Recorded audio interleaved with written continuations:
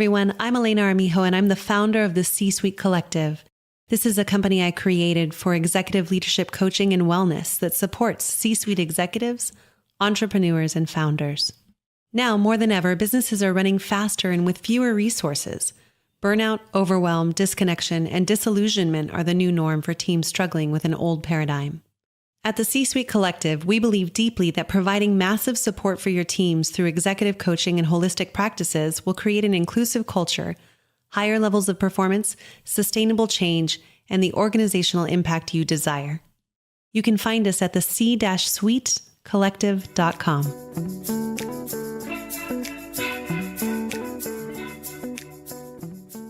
So, all right.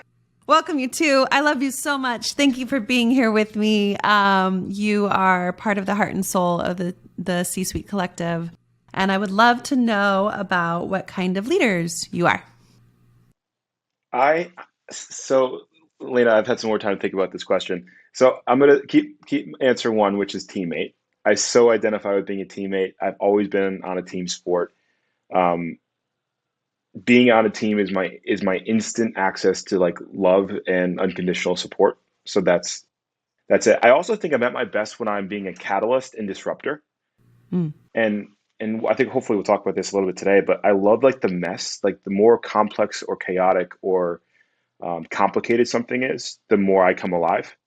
So there's something around being able to generate speed and like movement in a group or as a leader. Um, and then just go right into disrupting stuff. Like if it's too settled, it's kind of boring. So I think as a leader, I'm looking at like how do I move things forward? How do I do so with the team? And then how do we like get in the mess and actually get to the real work? The mess. Steph, does that resonate with you? Yes. Just that simple answer. Yeah, yes. Short and sweet. I think we can all speak to that. Yeah. All right. I think we're done here. We're actually all messy. Yeah. Yeah. What kind of leader are you? So for me, I'd say that I'm a vulnerability enthusiast and instigator, which plays into being messy because vulnerability is always messy.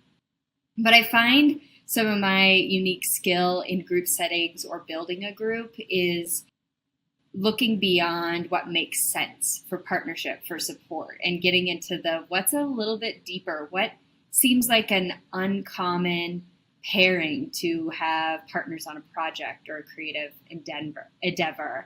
Like there's just something about seeing the heart of people without their armor that helps me build and sustain team. That's gorgeous.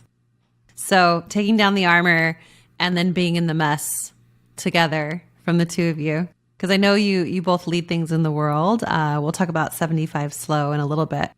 But I'm really curious how your leadership styles are affecting rooms you're in right now. So if you've got anything to share directly that you're experiencing with a current client or a company around your style of leadership in the mess. I think it's perfect for where we are in the world right now. And even when I look at my choice to jump into full-time coaching, full-time entrepreneurship, it was 4 months into COVID. So like we talk about a time 4 months where into COVID when you jumped in full time. yeah, it's like why not start a business full time, in COVID when no one really knows what it is. Like that sounds like a good idea. But quite literally, I had this thought, and I got a reflection from a mentor, and the metaphor that I use, and I think it's just as related today. We've since come into more and more of a chaotic and complicated and complex world where there's not a simple input output the way that we used to. Like we're not dealing with assembly lines like we used to. So we live in a world that's way more connected. A plus B doesn't equal C anymore. And I think the way that I visualize it is if you took a snow globe and you shook up a snow globe, there's two types of way to be when all the snow starts to settle. The first one is you can dig down and anchor in, and you can go get real safe and secure in your little bubble and wait out the storm, right?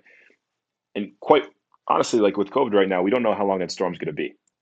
Or, which is the metaphor I actively chose when I was leaving and starting my own work was, I'm going to go figure out the first 1 to 2 feet in front of me, and then I'm going to make my home there, and then I'm going to go 2 more feet, and then 2 more feet. So it was an active decision of, if I'm going to go add value, I'm going to go do so in the mess and figure that out from that place versus waiting for it all to pass and hopefully one day. I think it still applies now more than ever. Oh, that's so good. I'm thinking about all the places where I'm still waiting, where I'm waiting for the mess to be gone versus stepping into it right now. And we talk a lot about this with clients in terms of even a conversation about social justice and racial inequity in the world right now, amid COVID, amid everything that everybody's dealing with. And I'm curious for you both, where do you see supporting that conversation through the lens of the mess and the beautiful analogy you just gave us, Seb? I think we're all playing with the paradox. I'll jump in here first, and then Steph, I'd really love to hear your thoughts on this. I think in all of these cases, mess has to do with paradox, and we can look at it. I look at it through 4 different lenses. First is identity, who am I? The second is vision, where am I going? Or direction, where am I going? Third is process, how do I get there? And the fourth is people, who am I doing it with? And all of those are at play when it comes to racial inequity. Like this DEI conversation that we're having in the world comes to, who are we? Where are we actually trying to get to in this country and within our organizations and in our own lives? How in the hell do we get there? Because it's uncomfortable as hell, right? It's way easier to be private with your process because the cost right now of messing up publicly is so high. My cancel culture, and I'm anti-cancel culture, but what it doesn't allow us to do is have conversation. It makes it very transactional. So we risk we're constantly at this thing where we're filtering what we're actually thinking, what we're actually saying, because we want to be PC. And then with the people that we're around, we only trust certain people to hear us in certain ways. So we're not having real conversation. So I think the DEI conversation hits on all 4 aspects of that mess right now. And it forces us in this paradox of short-term, long-term, of who I am now, who I want to be, of understanding the complexities of the person on the other side of the table, whoever that is. And it makes conversation, it makes specifically understanding and empathy very difficult, really messy for me. So anyway, Steph, I'm curious how that all lands with you. Well, I think mine is not as structured as 4 very clear things, because I really look at the relationship piece. So I love yours was really about getting clear about yourself, and the work that I do the most with clients and that I'm most interested in is the relationship between 2 people. And so we've mentioned 2 really big things, right? COVID and racial inequity, both of which, like, we kind of jumped off a cliff together as a collective just in the past few years in a bigger way. I mean, racial inequity has been around for a lot longer than that, but there's just been a huge leaping off point. And when I've been talking to a lot of people, and specifically clients who are CEOs and really used to doing the thing that they're used to doing, is we're already in a collective state of vulnerability. You can't avoid it anymore. There's no more option. Are we going to be vulnerable or are we going to stay guarded? That option got taken off the table because we don't know what's next. We don't know how. I mean, even I have a couple of manufacturing clients whose shipping containers just get stuck places because of the type of industry that they're in. And so they never know. So it's a great time to stop pretending like we do know. And having the messier conversations with how we operate, business sense, that's more of the COVID rent, and how we relate to one another, which is more of the interpersonal racial equity lens. How do we have conversations in our companies? And that's where it has to come back to the individual, because they have to trust themselves enough to let their guard down. And it's not safe in every space for people to let their guard down. So it's leadership's job to start to develop that space. And it's the individual's job to build the courage to say what needs to be said. And it's the relationship's job to hold both of them together. So beautifully said, both of you. And I guess what I'm thinking about when I'm listening to you both speak is, what do we say to the people that are, for lack of a better way of saying this, 10 steps back in the conversation? Because you both just provided some gold, right, around process and approaches in terms of a systematic structure, and then the relationship piece of it. And I'm wondering, oftentimes as coaches, we don't get to give advice and we don't get to say, the things that we think from our hearts. So if you were able to give people advice about where to start, who maybe doesn't even believe right now that that we're in a state of vulnerability, like to those people, where would you start a conversation with them? Or what would you say to them?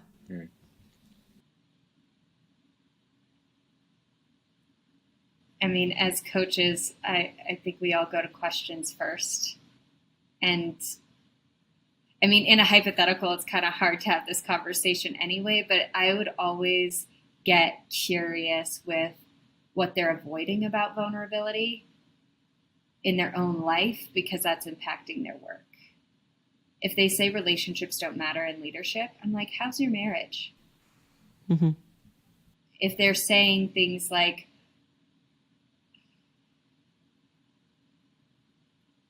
I just have them look on a more interpersonal and personal level rather than a political platform level, because that just goes over people's heads so often that it's like, how about that one employee? Can you feel into that employee's heart? Can you feel into their experience? And I think that's based on the fact that I do a lot of relationship and culture coaching in that way, with like messy relationship dynamics, that I will lean on, can you feel this one person? Rather than, can you see this as an issue for the whole wide world? Because many overwhelmed, burnt out CEOs that I work with don't have the capacity to look at the whole world right now, but they can look at that one employee that's struggling and feel into the compassion and empathy. And then I'm there to help them shift their heart around it. As a coach, it is not my job to change minds, but as a human, I know it's my purpose to help transform hearts. So that was beautiful. It's a little poetic, right? I'm like, I was going to say, I don't think I can. I don't know if I'm going to get on the soapbox a little bit. Last year, I got to do some work with a law firm. The program is called Inclusive Excellence. And it was all about how my fundamental belief is that inclusion happens before diversity does. So when we create spaces that are able for people to belong, we create these pockets of places for people to step into, equity. And all of a sudden we have people that we're actually attracting diverse talent and we're retaining diverse talent. I think retention is actually harder than just attraction. Relationship over time is harder than just the sparks that you have in the beginning of a romantic fling, right? So the model that we played with is to change the outside experience of the company, of the industry. We had to be critical about where we were first. So I think of it being like concentric circles. The first thing I got to work on is me. Then I can go to team, then I can go to organization, then I can go to industry, then I can go to society. Right? Most of us won't always touch all of those levels, but I think at the core of it has to be with ourselves first. And I remember a conversation I had with my therapist post George Floyd, and she said, I identify as biracial, half white, half black. And she asked me a question. She said, what does it actually mean to be black? What does it actually mean for you to be white? Because what I was doing was I was projecting what I wanted to want, or what I thought was the answer that people wanted to hear, or that I wanted to hear. And when I got clear about what that actually meant for me, both the stereotypes of both parts of me, and also like the incredible, unique storylines of each, gave me access to have a real conversation versus the performative one. That took a partner. Like I actually needed to go. I needed to work with a professional in doing that. But I do think I would go back to Steph's point around questions. Like if we can ask ourselves and be honest about our answers, we've got a chance. We've got a shot. Otherwise, we're playing from Fantasyland. That's so good. Fantasyland. Yeah, and I'm really hearing that that even starting with that partner might be a place to start, extra support, because I know I can't see my blind spots. I don't know what I'm considering is honest or true. I can check in with myself from an authentic place in my body and my intuition, but also it could be a limiting belief, right? So really getting support from outside help with, like everything you said, mentors, trusted friends, advisors, coaches, therapists, all the realm of support. I'm curious then, so what's been the most impactful moment this last year in your work as leaders in the world, and through the lens of your strengths that you bring to the work? Elena just gets on and just flings. I just flings fling these, the questions. Possibility longitudinal, and then just sits for in me, it. I'm pissed off right now. Okay, good. This is Elena's We're being honest. 30-foot vision always, right? She's just always looking there. And then I come in, I'm like, it's the small moments, Elena. Let me tell you about one tiny little moment. And I'm like, or what about the vision? I was excited when I joined this call, and now I'm just nervous. So no. It's like, what's she gonna ask next? No, I'm kidding. Seb, can I share something that happened just between us yesterday? Please. Yeah, please. Because for me, it's the small moments. Like, you just asked me to look at the past year, and I'm like, what day is it? What month is it? What year is it? I'm not sure. I still live in a kind of a strange cloud. But for me, it's the small moments where I trust myself to get messy, to share what's real for me. So Seb and I, we're building 75 Slow. There's been some bumps in the roads. We're pivoting. We're changing. It's hilarious because it feels like we have to move really fast to produce this content about being slow. It's hilarious. But I emailed Seb some ideas, and then he emailed me back, and he used a coachy phrase that just shot through my heart. I was just like, it's kind of attached to some pain points I didn't know were still there. My nervous system got dysregulated. Seb doesn't know this part. I had to cry a little bit about it. And then I wasn't going to say anything. I was just going to be like, I'll just let it go. It's just, we're both used to that language. We learn the same language. And then I was like, I am way too dysregulated not to say anything to my partner. So I didn't do it perfectly. I literally was typing this email back on my phone because I was sitting in bed drinking tea to soothe myself. And I was like, hey, the shortcut phrase that we're both used to landed like this for me. And then we had a moment to clean it up. And truly, it wasn't like there needed much to be cleaned up. But I had to reveal that I got dysregulated by the way we were communicating, and to make a very specific request about how we could communicate in the future, which I think there's a growth edge for, because it was really about saying yes and saying no is what Seb and I were talking about, and trusting ourselves with our yeses and our nos, trusting our partners with our yeses and our nos, instead of leaning on a language that we've shared. I think yes and no are super powerful, and a lot of cultures, a lot of team cultures, create phrases and things we say instead of saying yes and instead of saying no. And I noticed that happen even just in our partnership. Wow. So it's small moments like that where I could be like, I can share when I'm dysregulated and when I want something to go differently, even if it's just about a simple little language. Well, and Seb, how did that land for you as her partner? What was the takeaway for you? Share. Oh, cool. Yeah, it was first I was grateful. It's one of those things where you get feedback, you don't necessarily want to hear of the impact that you had, right? For a lot of people, it's the positive. They don't want to hear even the positive stuff. For me, it was like, hey, I affected Steph, and that was not my intention. And first, I was grateful. One, it meant she trusted the relationship enough to actually trust me to hold her and have her in that. It also, I was grateful because it gave me the chance for us to then have a breakdown or have a friction point and then work past it. And my guess is that we're actually going to be stronger for it in the future. Like the clarity of our communication is only going to go up from here. Um, for me personally, my blind spot is I default to coachy language, consultant language. I know some military language. Like I can default to all those things, and depending on who I'm with, I can easily code switch into the language that I think might be a shared or rapport. And it's a great thing for me to continue to work on of what is my authentic voice? What would I actually say if I wasn't trying to skirt around the bush of saying it the right way? Um, and then speak from that place. So that is something that I've continued to work on. It's actually happened a lot in my romantic because I'll just use this circular language of coachy language. And the person doesn't always get it. They're like, dude, what did you just say to me? And I'm like, oh, hold on. Let me run that back. Let me put it into English and then we'll try again. So it's really good that I can imagine. Yeah. That's good. I built a PowerPoint to talk through an idea at one point.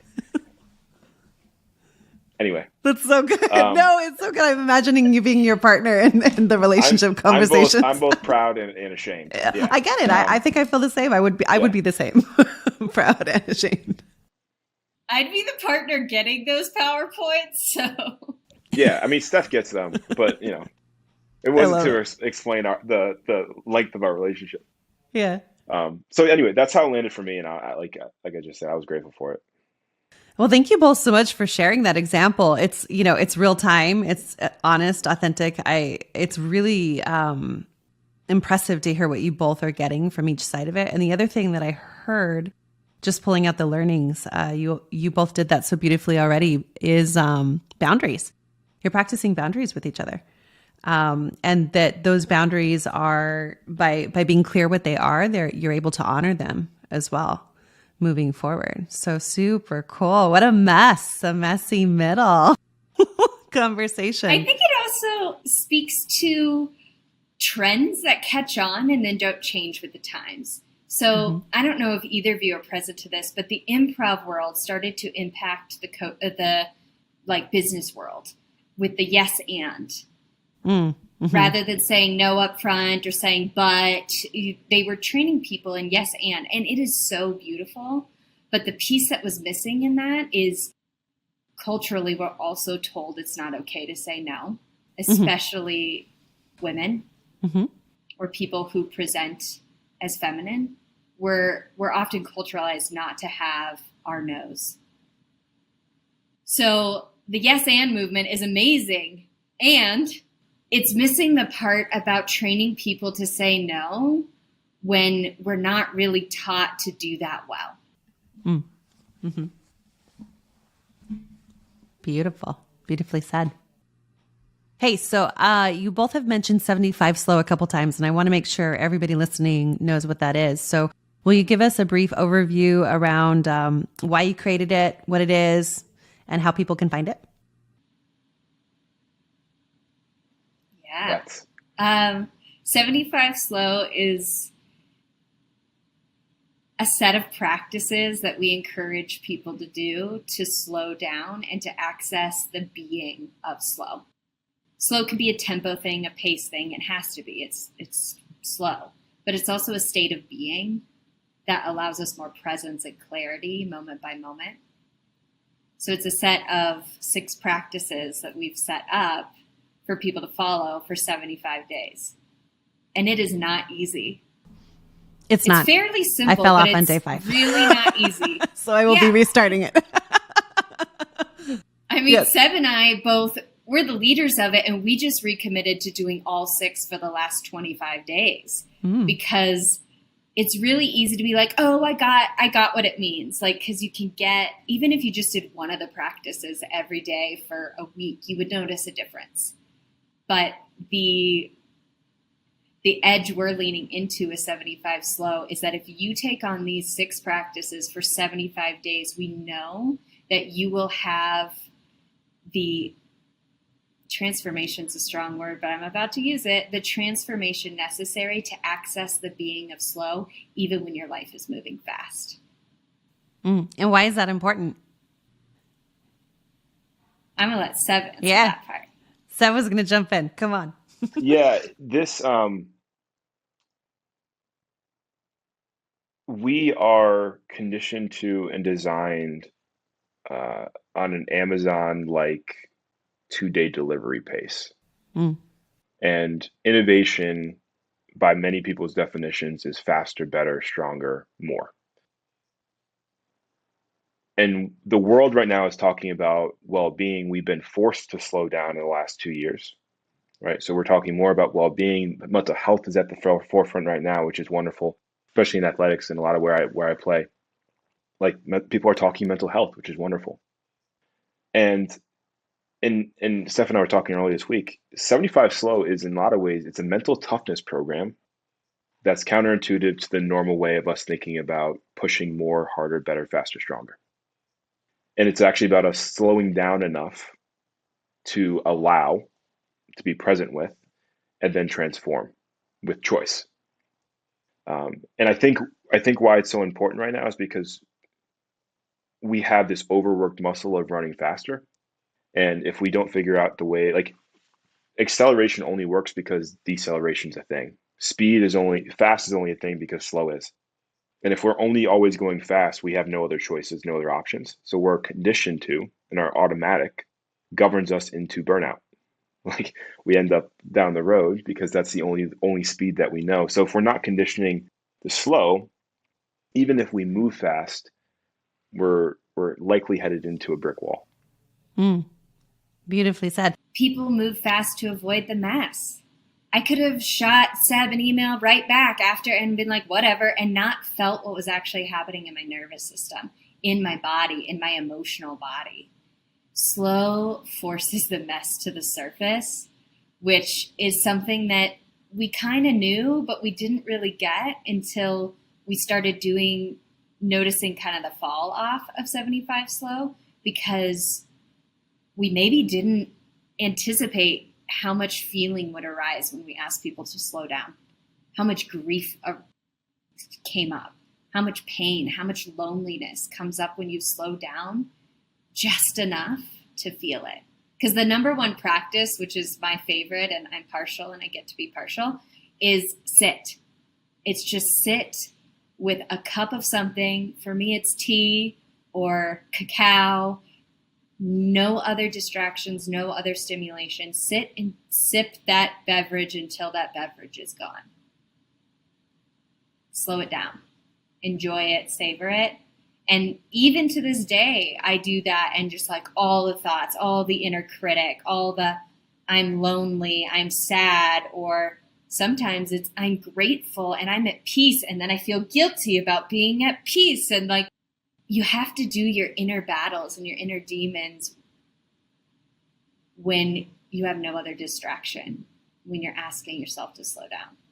Woo! So it conditions you for your own, like being with your own mess and then being willing to share that too. And it conditions you. That's the thing that I keep hearing from both of you. What a beautiful practice. And we'll put the information for where to find all of this online for people to come and find you. But I really hear it speaking to, and for myself, as somebody who has a full practice and is running, another business as well, what I see it as is a great way to, when I see burnout coming, like down the road, it's like, whoa, stop everything for a second and recalibrate through some of this stuff. So as a way to gently look at overwhelm and burnout, which is a big deal right now going on in the world. So thank you both for creating it. You're rock stars. And I highly, highly recommend anybody who's needing support to jump into the community. It's free, and these two will have your back the whole way. All right, let's have some fun. So what are you most excited about for the future or hopeful for the world coming up? I'll answer. Personally, I am moving to the woods for a month this summer. I'm going to kind of drop off a little bit. I'll be semi-connected. I still run my own business, so there's some things I need to put in place. But I am going to go live in the woods with teenagers for a month. Steph, all right, hold learning. on. For some people, this sounds terrifying. So, like Oh, myself. it is terrifying. That even gave for me the hives but- just listening to it. Sounds slightly incriminating. So I know, Seb and I are like, ooh, okay. So the reason behind it is actually because I've been feeling this deep call back to nature, back to the cycles of nature, back to living and working seasonally as an antidote to burnout. Mm-hmm. And as I go into nature, one thing, I know nothing. I did not even grow up camping unless we were at an RV park. Like, I can start a fire with a lighter now because I've been trying for a couple years. But I'm going to live on the land and apprentice with an outdoor school so I can learn wild skills, but also to witness the youth learning wild skills. And the reason I share this is, one, it's the thing I'm most frightened by and most excited by in this coming year. It's going to force a type of slowdown. And I think that this is a pivot that I'm excited about in the world, is people replenishing, transforming their relationship to the land that we live on, and how that influences so much, even of the racial inequity conversations, is really getting reconnected with what was there before society was, I guess. That's a weird way to say it, but that real primal connection to nature. I think that it would really serve people in so many places in their life. Mm. And it's kind of the direction I'm going. And so both of you sort of know me. When I'm into something, I dive all the way in. So moving out to the middle of the woods for a month is my way of doing that. Yeah, leaning into those strengths. I love it. Thank you for sharing your vision for it and the vision for the world that you're taking it on for. What about you, Seb? So I'm currently on a roughly 5 to 6 month nomadic travel trip. Currently in San Diego. I came from Chicago. Before that, I was in Connecticut.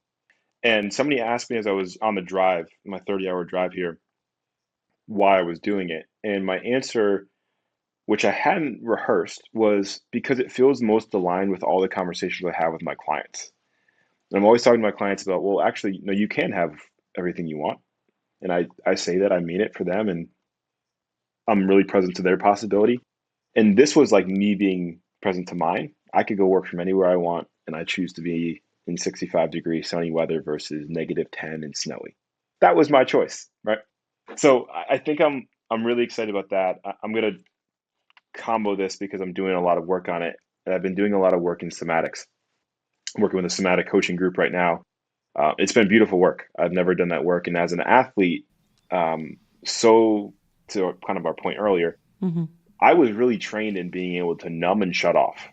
Very good. Like if I'm uncomfortable, my body knows what to do. I played college football. I literally know how to run through and around pain. That was kind of what I was tasked with for a number of years. And one of the first things I learned about the way that I related to my body was that I viewed myself almost as a weapon, right? Bigger, faster, stronger was always the call. Mm-hmm. And for 15 almost plus years, that was my tool of production. Mm-hmm. That was in a lot of ways my tool of value. So what I'm really excited about too, from an elementary level, is reconnecting to and learning the language of my body in a new way. Really excited about that. Wow. Oh my gosh, you both are so inspiring. I have to think about my next commitment to the world based on what you all have brought today. Thank you. Thanks for sharing that and the work that you're doing in the world to bring that to your clients. So, okay. One of the reasons that I brought you two here together, and I'm calling this the Collective Corner, is I really want to give people a view, an inside look of us, of who we are, not only as the C-Suite Collective, but coaches in the world, in our industry, and also just us as humans and kind of how we relate to each other. So anything in particular you want to share from that lens of what it's like to be in a group of people like us and how we view the world and what it's, let me get specific. What's the experience like of being together with lots of different coaches and having so much support? I'm gonna use a sports metaphor. It's like having the ability to pass to Steph Curry, Diana Taurasi, Sue Bird, Michael Jordan, Kareem Abdul-Jabbar, Michael Phelps is out there. It's like having the ability to, Yes. he's playing today too. Mm-hmm. It's like having the ability to just dish to Mm-hmm. this incredible team that is there to serve and support in a very similar mission that you are. And when I joined the collective, from like an entrepreneurship lens, I was looking, okay, cool, this might be an opportunity for me to get more work, to kind of foster my own business relationships. I actually thought about it way more aggressively and offensively, and I said, what can I go do with this group? Like, Mm-hmm. with the potential we have here, both coaches and also the practitioners, the holistic practitioners, I get so much more. I'm able to be way more dynamic and serve at a higher level because I have this all-star team, this Hall of Fame team that's got my back. That's what it feels like, and like the backing is incredible. It's a lot of fun. It's such a great metaphor. I mean, Steph, do you have anything to add? It's so good.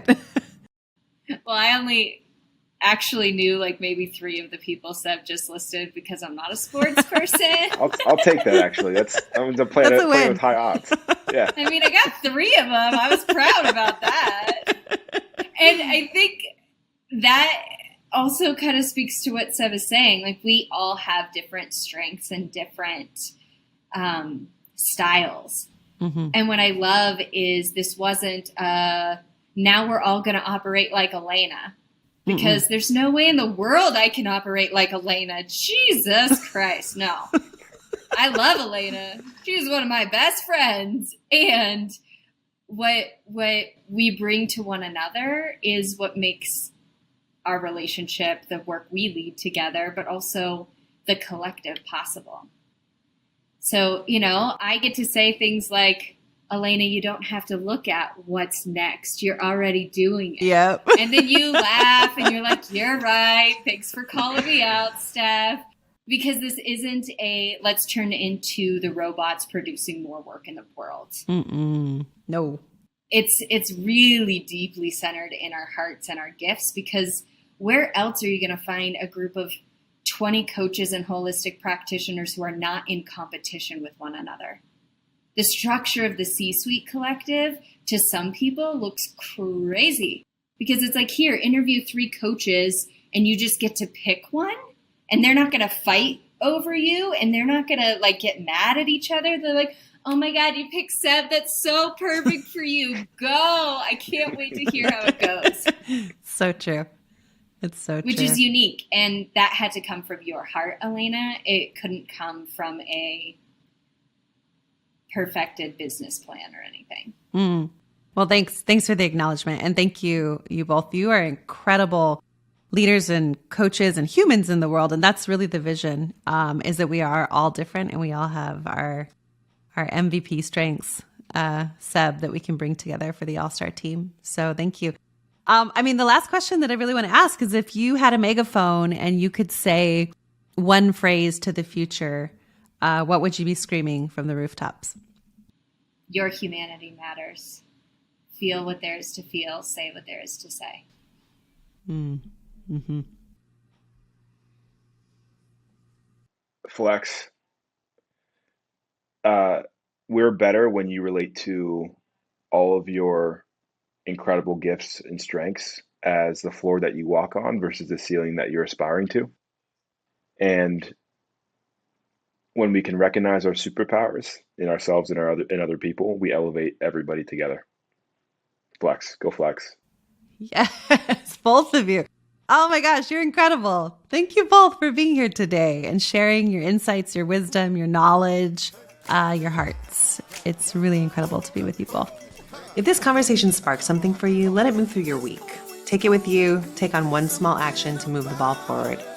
And if you want to join our community of leaders who are daring to lead with courage and heart, you can find that at www.elenaarmijo.com or www.thec-suitecollective.com. I reserve a small number of complimentary 20-minute sessions for leaders who want clarity on what they need and insight into what is getting in the way. the practical next steps that create real movement and results in your leadership journey. So you can schedule a call through the link below. It's in the description. Like, subscribe. Thank you for listening, for showing up, and for doing the work of being human together.